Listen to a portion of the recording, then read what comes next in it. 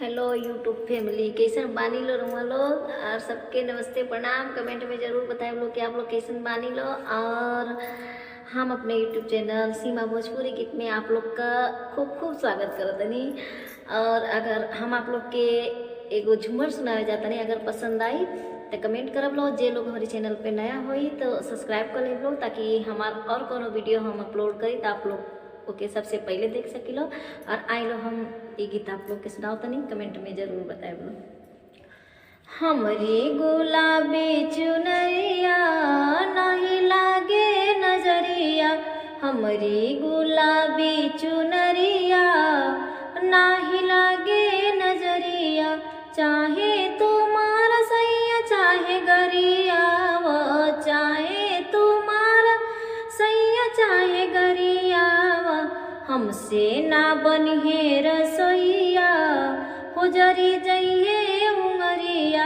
हमसे ना बनिहे रसोइया, हो जरी जइहे उंगरिया।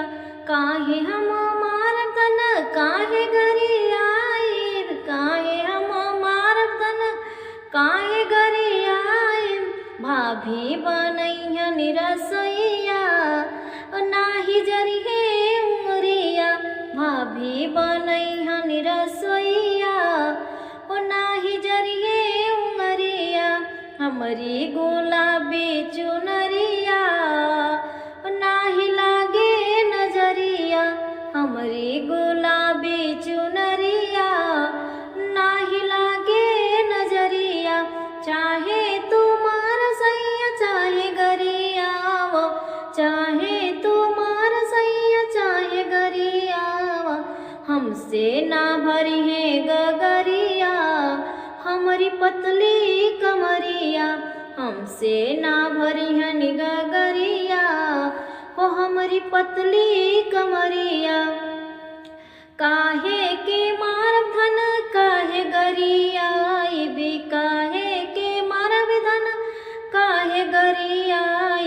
दीदी भरैहन गगरिया, हो तोहरी पतली कमरिया। दीदी भरैहन गगरिया, हो तोहरी पतली कमरिया।